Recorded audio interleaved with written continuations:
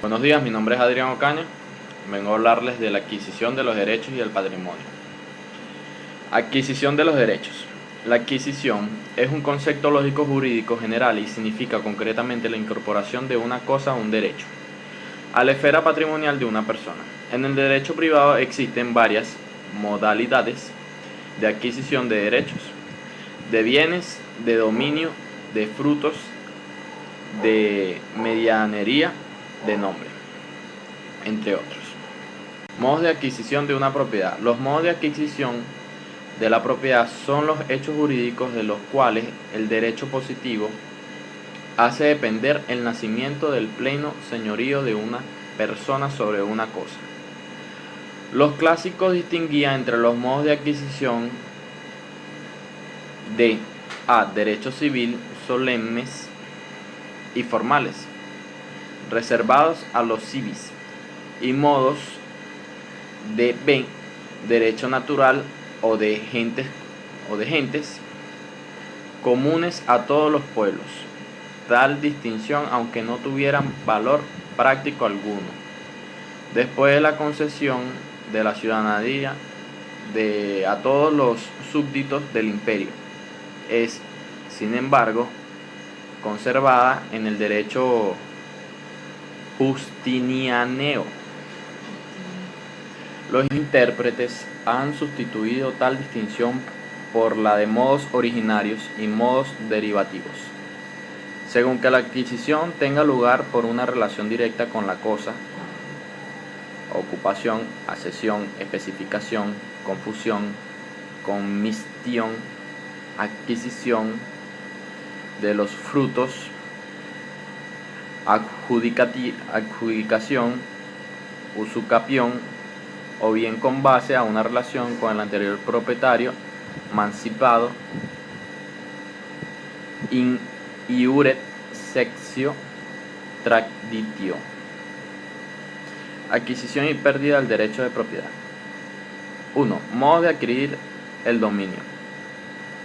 Los hechos, actos y negociaciones jurídicos normativamente reconocidos como eficientes para originar el derecho de propiedad u otros derechos patrimoniales se denominan modos de adquirir. Los derechos se adquieren en virtud de ciertos hechos que el ordenamiento legal y, en definitiva, la persona autorizada para decidir una controversia valoran como causa eficiente de dicho resultado. Conforme al artículo 796 del Código Civil venezolano, la propiedad se adquiere por ocupación.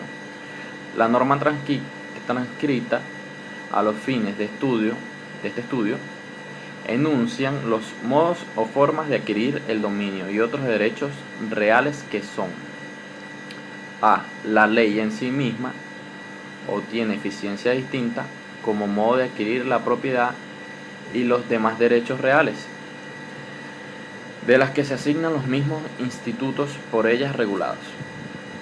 En otras palabras, la ley constituye un receptáculo muy amplio, susceptible de comprender tanto las fuentes de adquisición expresadamente mencionadas en el artículo 796, como otros modos susceptibles de provocar resultados patrimoniales idóneos, por lo que se respeta el nacimiento de la propiedad y de toda la categoría de los derechos reales, que no figuran en la enumeración, la acepción, la adjudicación en remata.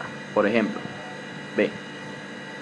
La sucesión es un término comprensivo tanto de la sucesión testamentaria como la intestada, pero a la vez la sucesión es un conducto acto para la transferencia tanto del dominio como de otros derechos reales y de los derechos de crédito y de las deudas que integran el patrimonio del causante.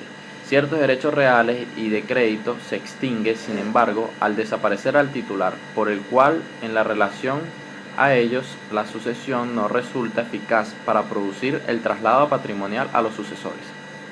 Modo originario y de derivada de adquirir una propiedad. Hay adquisición originaria, cosas de derecho y obligaciones. Cuando no ha existido una relación anterior que vincule la cosa, derecho u obligación a una persona, la adquisición es virgen. Efectuada por primera vez, tal es la ocupación de una cosa que no tiene dueño, reus nihil. La ocupación consiste en la toma de posesión de una, reus nullius, como la voluntad de hacerse propietario era de derecho natural y de ella. Según los romanos, derivada la fuente de la propiedad en la época clásica, además de las cosas del enemigo que no formaban parte del botín del Estado. Podían ser objeto de ocupación los animales salvajes o indómitos.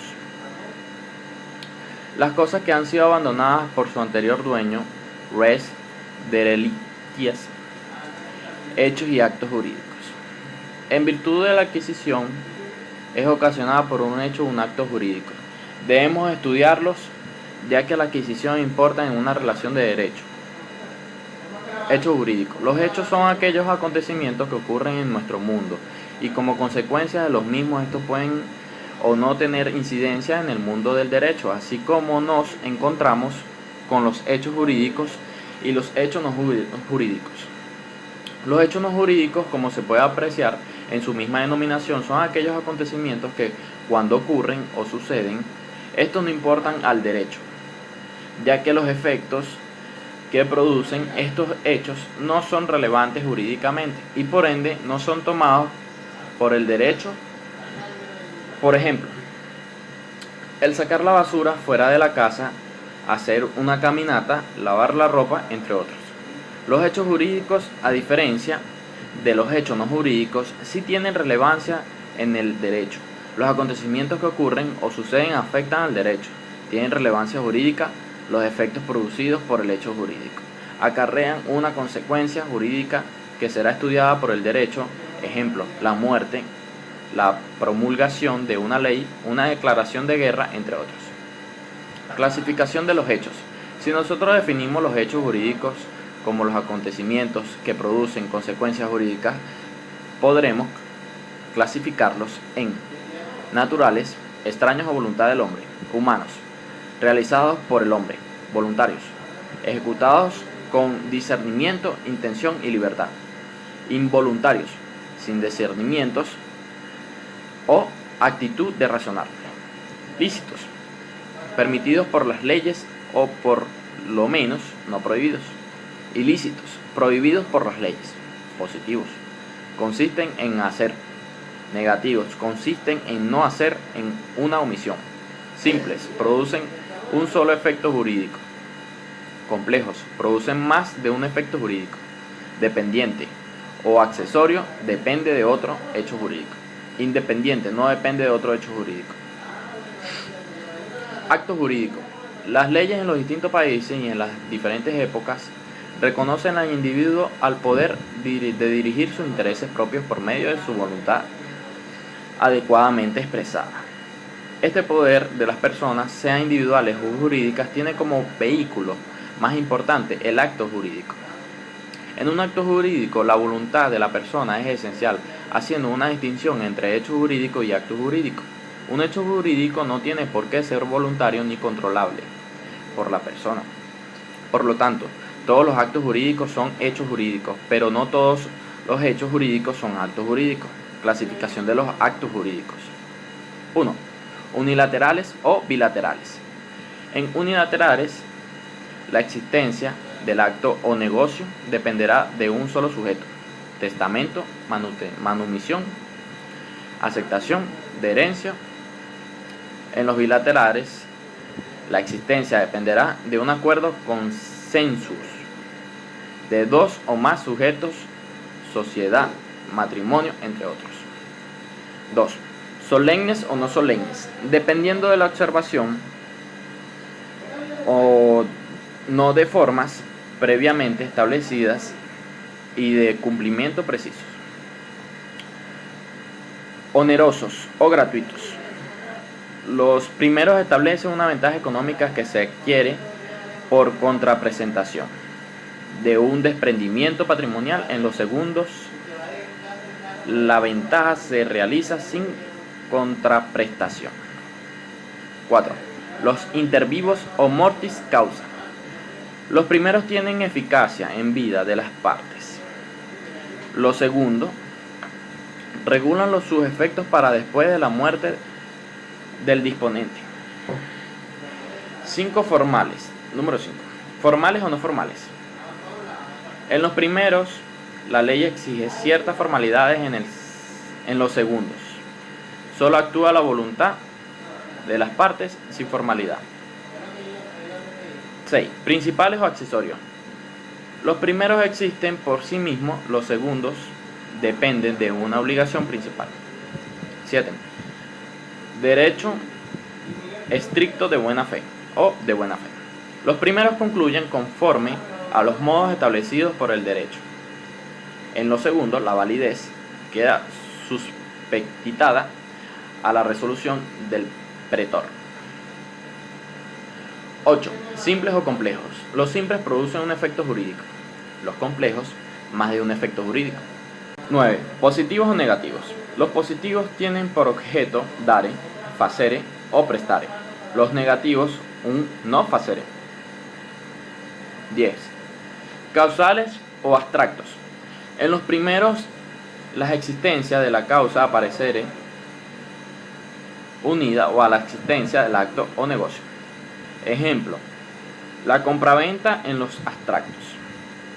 Si bien puede existir una causa, esta no depende de la existencia del acto. Ejemplo, la stipulatio o massivatio, entre otros.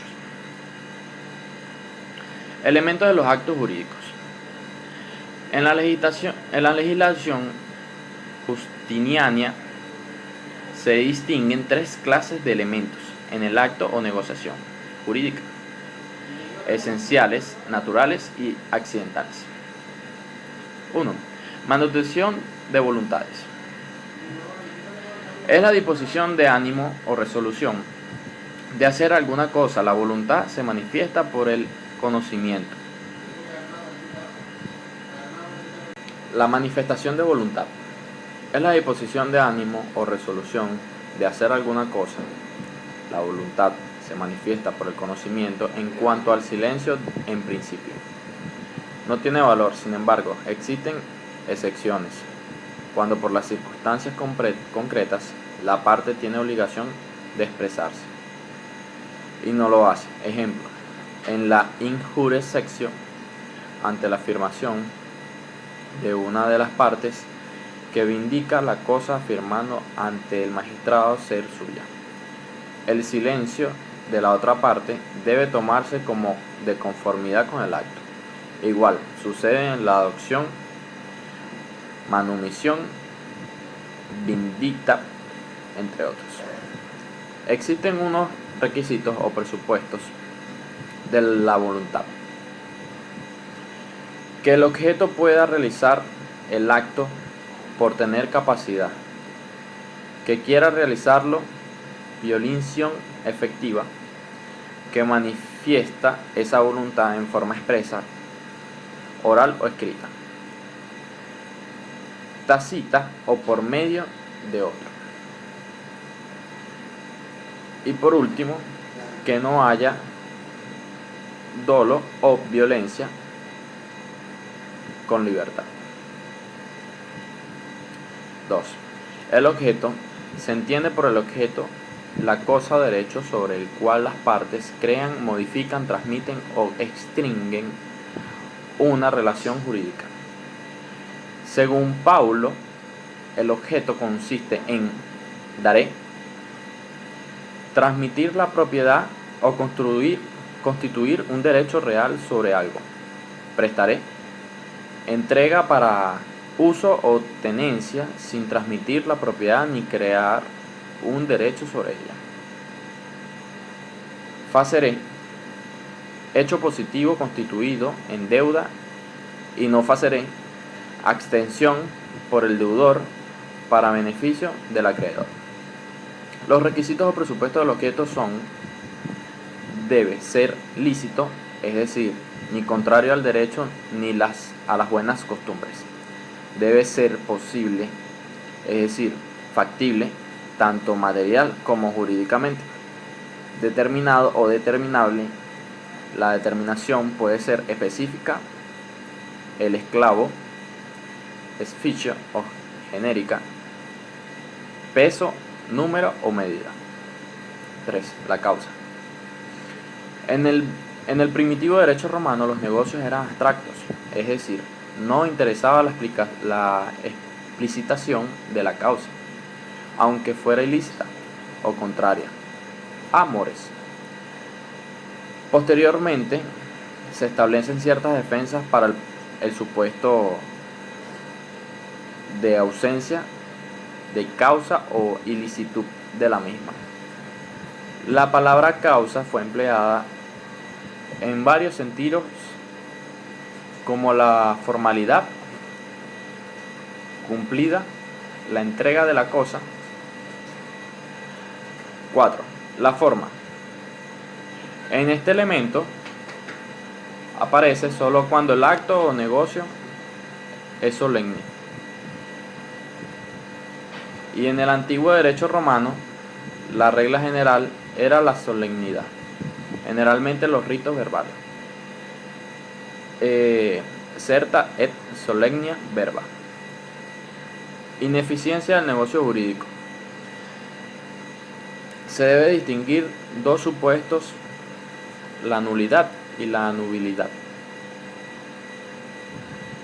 La nulidad está ligada de manera absoluta a la idea de las formas del negocio jurídico, o que las personas sean incapaces o carezcan de alguno de los otros.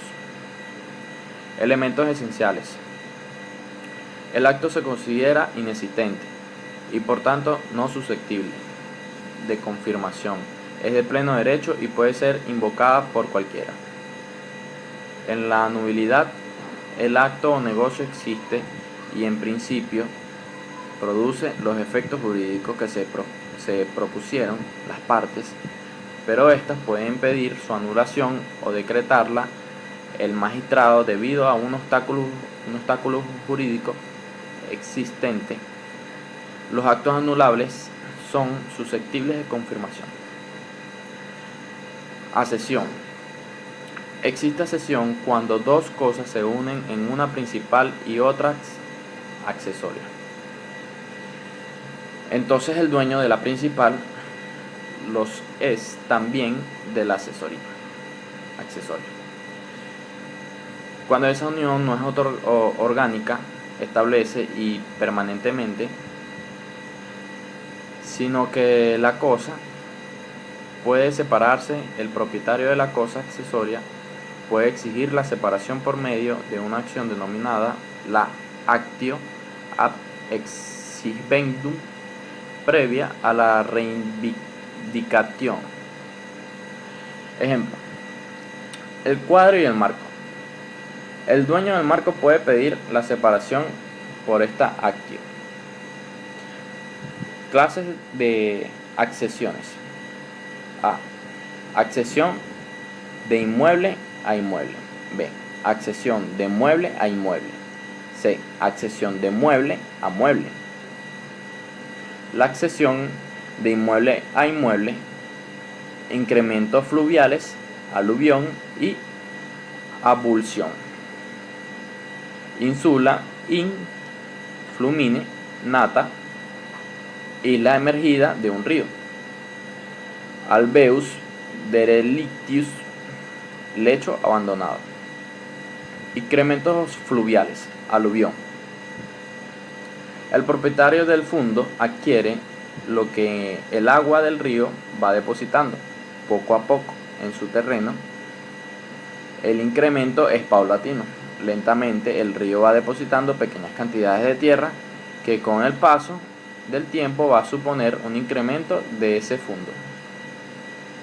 Abulsión.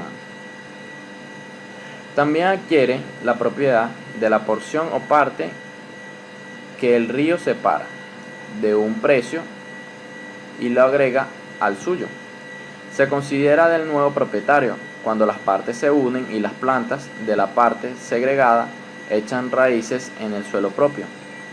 Es aquel incremento que se produce del golpe en virtud de una crecida de un río de arrastre muchísima tierra y lo deposite en la orilla del río, incrementando el terreno que componía ese fundo. Insula influmine nata alveus derelictus, lecho abandonado. Alveo significa cauce abandonado. Si un río se seca o abandona su cauce y forma un nuevo cauce, el terreno que queda descubierto se distribuye entre los predios ribereños según la regla anterior. En derecho justiniano, si el río vuelve a su antiguo cauce, este vuelve a su antiguo dueño o propietario. La ascensión de muebles a inmuebles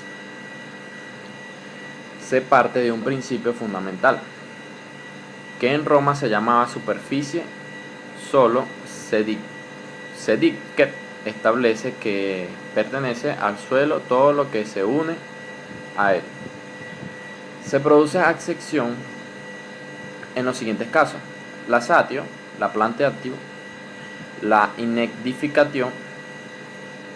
La satio es la semilla, se da en el supuesto en que unas semillas que pertenecen a un propietario, bien sea por el viento o por cualquier otra causa, va a parar al territorio de un propietario. La semilla es lo accesorio, siendo al suelo lo principal. La confusión y la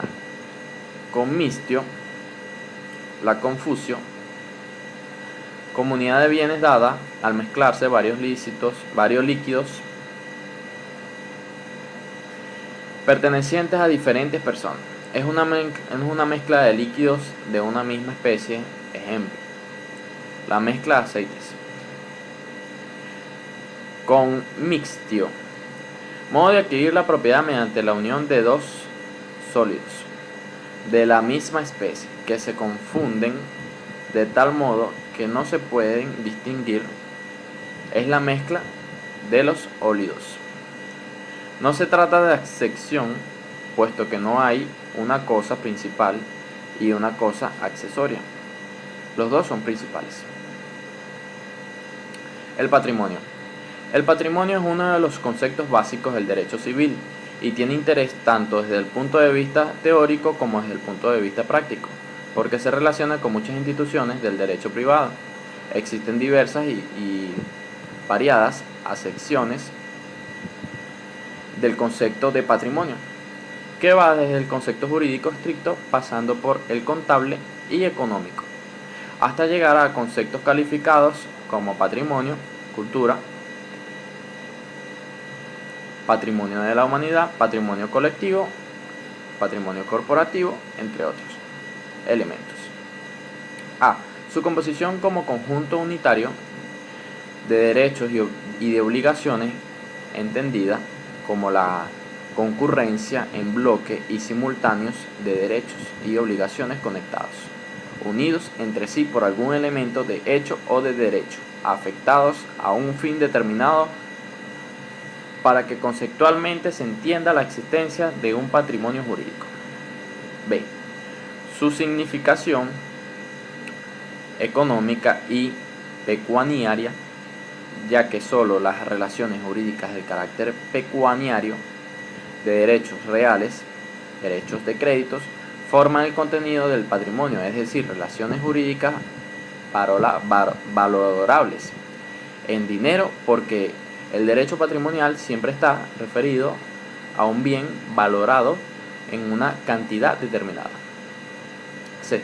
Su atribución a un titular como centro de sus relaciones jurídicas, porque para que exista derechos y obligaciones debe existir un titular de ellas, o algo o alguien que en su universo propio que las detente, sea persona natural o jurídica. Si se tiene el derecho, es acreedor o titular potestativo de un crédito. Esta es una posición activa por el contrario, si se tiene la obligación o el deber, se es deudor y se está en una posición pasiva. Derechos reales. Como apreciaron antes, los jurisconsultos romanos no se ocuparon de dar una definición concreta a los derechos reales, pero se interpretan las diferencias entre estos y los derechos reales para entenderlos, como los derechos reales, también llamados derechos sobre las cosas, jura in res, para expresar que su objeto inmediato es una cosa, son aquellos que crean entre la persona y la cosa una relación directa e inmediata. Por lo tanto, queda la persona como sujeto activo y crea un poder de tu titularidad sobre la cosa. Existe una relación de acreedor y deudor. Se dice que es real porque no requiere de la cooperación de otro sujeto para el ejercicio del poder. Derechos personales. El derecho personal se puede entender de manera muy simple, es decir, al no poder existir derecho alguno sin una titular. Entonces, todos los derechos personales. Se entiende por derecho personal que es el vínculo jurídico entre dos personas. En esta clase de derechos se necesita que exista una dualidad de sujetos, un acreedor y un deudor. No necesariamente debe existir una cosa alguna, así en las puras obligaciones de hacer algo incorporal. Por ejemplo, vigilar a otra persona. El último habitante del planeta sería el propietario de la Tierra, pero no tendría derecho personal alguno. Elementos de la obligación.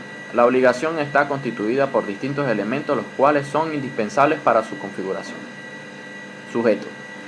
El primer elemento de toda obligación son los sujetos, sujeto activo o acreedor, creditor, que tiene derecho a la conducta del sujeto pasivo o deudor, debitor, que tiene el deber jurídico de cumplir con ella. Cualquiera de los sujetos de la obligación podrá estar integrado por una o varias personas, lo cual en nada altera su esencia. Entre los sujetos activos y pasivos existe el vínculo jurídico que constituye la obligación que los une. Objeto. En segundo lugar tenemos al objeto, que es el otro elemento de la obligación.